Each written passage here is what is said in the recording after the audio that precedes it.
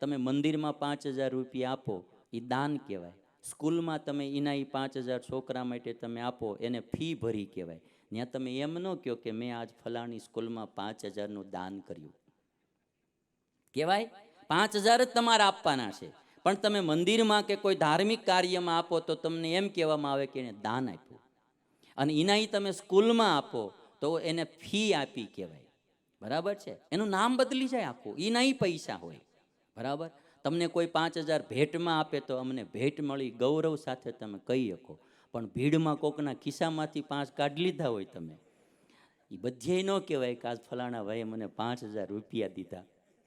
એને ચોરી કરી કહેવાય.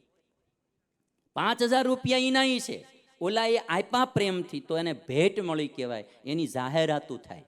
અને કોકના ખિસ્સામાંથી ખબર વિનાના કાઢી લીધા હોય એને ચોરી કરી કહેવાય. 5,000 રૂપિયા 5,000 જ હોય, પણ કઈ રીતે તમારી પાસે આવ્યા એને આધારે આખું એનું નામ બદલી જાય. જો કોઈ સરકારી અધિકારી હોય, સારા કામ કરતા હોય, કોઈ વ્યક્તિ એને ભેટમાં કંઈક આપે તો લોકોને કહી શકે ભાઈ મને ફલાણા ભાઈએ મારા દીકરાના લગ્નમાં આ ભેટ આપી, મારી દીકરીના લગ્નમાં આ ફલાણા ભાઈએ મને આ ભેટ આપી. અને એ લોકો સંબંધી ન હોય, પણ એ સરકારી અધિકારીને એના કામો બધા એને સારી રીતે કોઈ પણ લાંચ લીધા વિના તે ભાવથી કરી આપ્યા હોય, એટલે માણાને એમ થાય કે આપણે એટલું એને ભેટમાં આપીએ તો એ ભેટ આપી કહેવાય. એની જાહેરાત થાય. પણ ટેબલ હેઠેથી જે લીધા હોય કે પછી કોઈ નોખો એક માણા રાખ્યો હોય હા, એક ઓલા આવે ને એક અધિકારી હતા, તો પછી કોઈ બી માણા આવે એટલે એમ પૂછે કે ભાઈ તમારે હું કામ કરી દેવાનું એટલે પૂછે કે હું આપવાનું. કે હું કાંઈ શું ભલામણા વાત કરશો, એ કે લાંચ મારે લેવાની હોય યાર, મારે કામ એમ જ કરી દેવાનું, બોલો તમારું કામ શું છે. એ કહો ઓલો કે પણ કાંઈક તો તમે મને એમ કહો સેવા હું તો કે ખાલી નીચેથી ચા લઈ આવી કે એમ. એટલે કારણ કે બધા માણસો બેઠા હોય એટલે એમ તો કહેવાય ને આટલા થાય એમ આ છે તે છે, એટલે કે ભલામણા લેવાની વાત કરતો જ નહીં, લાંચની આ છે તે છે. આપણે તો કામ કરવાનું હોય.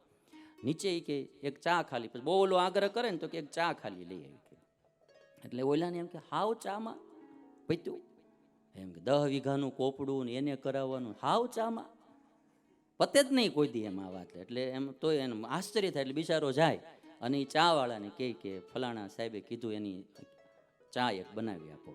એટલે પછી ઓલો એમ કે પૈસા દેવાના થાય ને કેટલા, તો કે 10 રૂપિયા ચાના, અને બાકીના 51,000 આપવા પડશે.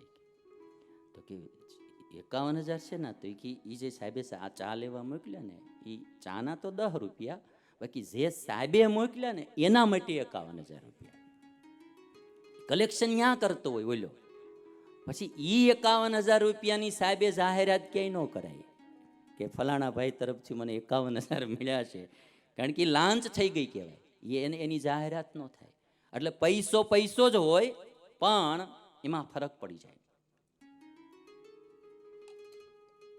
તો મારે તમને આ ચાર્ટ બતાવવો છે. તમે જો છેલ્લો ચાર્ટ એક બતાવો, રાગ અને અનુરાગ કેટલો ફરક છે. ભક્તિ કરવાના માર્ગે જવું છે, પ્રેમની જ વાતો થાય હાથ દી, એને આજુબાજુમાં જ આખી ચર્ચા. અને ઈ પ્રેમ તત્વ એટલું તત્વ છે કે જો મારા તમારા જીવનમાં સાકાર થયું તો ખાલી પરલોક માટે જ નહીં, આ લોકમાં ઘણા પ્રોબ્લેમના સોલ્યુશન તમારે એની મેળે આવી જાય છે. ખાલી હું તો કથાઓમાં થોડી ઘણી વાતો કરતો, એના દ્વારા આજ કેટલો સમાજ સુખી થઈ રહ્યો છે, પરિવારોમાં, લોકમાં. અને આ ઓરિજિનલ ભક્તિ તત્વનો ઓરિજિનલ પ્રેમ આવ્યો આપણામાં તો વાત જ જવા દો. બધી રીતે સુખ શાંતિ ને સુખ શાંતિ થાય એવી આ પ્રેમની આખી મીમાંસા છે. તો તમે આ ચાર્ટ જો, રાગમાં અને અનુરાગમાં શું ફરક છે એ બતાવું. લાયન બેયની એક છે, સમજાણું ને? એક આ છેડો છે અને એક આ છેડો છે, રાગ અને અનુરાગ. બેયના અલગ અલગ છેડા છે. લાયન બેયની એક છે, રાગ અને અનુરાગ. હવે તમને લક્ષણો દ્વારા બતાવું. મને પ્રેમ છે કે વાસના છે, મને આનામાં રાગ છે કે અનુરાગ છે, એની તમને ખબર કઈ રીતે પડશે? સમજાય છે તમને આ વાત? આ ખબર કઈ રીતે પડશે? પ્રેમ તો પ્રેમ જ રહેવાનો, રાગ બી પ્રેમ છે, અનુરાગ બી પ્રેમ છે, બેયનું રો મટીરિયલ પ્રેમ જ છે. મને ને તમને કેમ ખબર પડશે કે મારામાં આ પ્રેમ જે છે કોઈના પ્રત્યે, તો એ મારો પ્રેમ રાગ છે કે અનુરાગ છે? મા બાપ હોય, દીકરા હોય, પત્ની હોય કે કોઈ પણ હોય, પહેલા તો મારે તમને આ વાત કરવાની, ભક્તિની પણ એના આગળની વાત થશે, પણ રાગ ને અનુરાગમાં પણ પેલો ફરક પાડો કે ભાઈ રાગ છે કે અનુરાગ છે. મને કોઈનામાં હેત છે, પ્રેમ છે, તો એ પ્રેમ મારો વાસના છે કે એ પ્રેમ મારો ભક્તિ છે, એની ખબર કઈ રીતે પડે? પહેલું લક્ષણ તમને બતાવું. રાગમાં સુખ લેવાની ભાવના હોય અને અનુરાગમાં સુખ દેવાની ભાવના હોય. આટલો આ બેસિક ફરક પહેલો પડી જશે. જો તમને કોઈનામાં રાગ છે તો એની પાસેથી સુખ તમને લેવાની ભાવના હશે, એનાથી હું સુખી કેમ થાવ, આ ભાવના પ્રધાન હશે. અને જો એનામાં અનુરાગ હશે તો તમારી ભાવના આખી બદલી જશે કે મારાથી એ સુખી કેમ થાય. રાગ અને અનુરાગ બેયની દિશા આખી બદલી ગઈ. મેં કીધું કોરોના પહેલાની છીંક અને કોરોના પછીની છીંક, અને ભેટમાં મળેલી વસ્તુ અને લાંચમાં લીધેલી વસ્તુ, બેયની દિશા આખી બદલી ગઈ. વસ્તુ એની, હા, પણ દિશા બેયની આખી બદલી ગઈ. એમ રાગ અને અનુરાગ એની બેયની દિશા આખી બદલી ગઈ. કોઈ પણમાં તમને હેત છે, પ્રેમ છે, સ્નેહ છે, પ્રીતિ છે, ભાવ છે, તો એનો મતલબ તમારે જોવો કે આ પ્રેમ મારો, આ ભાવ, આ મારી પ્રીતિ, આ મારો સ્નેહ, એ રાગ છે કે અનુરાગ છે. આની નોંધ લેવી. એનું પહેલું લક્ષણ. જો તમને એમ રહેતું હોય કે એનાથી હું સુખ મેળવું, તો એ રાગ છે, અને તમને એમ રહેતું હોય કે મારાથી સુખી થાય, તો એ અનુરાગ છે. એટલે તમે આજે જો યુવાન યુવતીઓમાં જે નવો નવો બધાને પ્રેમ થાય, એમાં એક જ ચીજ મોસ્ટલી માણાને હોય કે એનાથી હું સુખી થાવ. હા, મારે એને સુખ આપવું એવું નથી.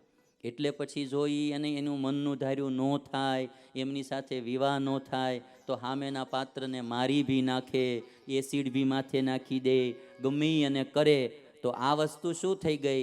એને એનામાં અનુરાગ નહોતો, એને એનામાં રાગ હતો. અનુરાગ જો હોય તો પોતે તો કોઈ દિવસ એને દુખી કરી જ ના શકે. કોક એને દુખી કરતું હોય તો પણ એનાથી સહન થાય નહીં. આ અનુરાગનું લક્ષણ થયું. અને રાગ હોય તો કોક દુખી એને કરે તોય રાજી થાય, અને ઘણી વાર તો સ્વયં પણ પોતે એને દુખી કરવાના કામ કરે. આ રાગી માણસ થયો. એટલે કોઈ પણમાં હેત છે. દુર્યોધનમાં ધૃતરાષ્ટ્રને હેત હતું, હેત તો હતું, પ્રેમ તો પ્રેમ જ કહેવાય ને ભાઈ, બરાબર છે? તો હવે દુર્યોધનમાં જે હેત હતું ધૃતરાષ્ટ્રને, એને ભક્તિ નો કહેવાય. એ શું હતું? રાગ હતો. રાગમાં અને અનુરાગમાં ફરક જે છે એ મારે બેસિક બધાને આપણે સમજવાનો, કે મારે તમારી ક્યાંય પણ ભગવાનમાં પ્રીતિ છે તો રાગ છે કે અનુરાગ છે એ જોવું. કોઈ સંતમાં, ગુરુમાં પ્રીતિ છે, મા બાપમાં છે, પરિવારમાં છે, ક્યાંક સમાજમાં છે, તો રાગ છે કે અનુરાગ છે એની તપાસ કરજો. અને રાગ હશે એના ફળ કોઈને સુખપ્રદ નહીં થાય. અનુરાગ હશે તો જ એના ફળ સુખપ્રદ હશે. એમાંથી જ કંઈક સર્જન થાય. એમાં ઓલામાં વિસર્જન થાય, આમાં સર્જન થાય. હા, તમે એક એક પ્રસંગ જુઓ.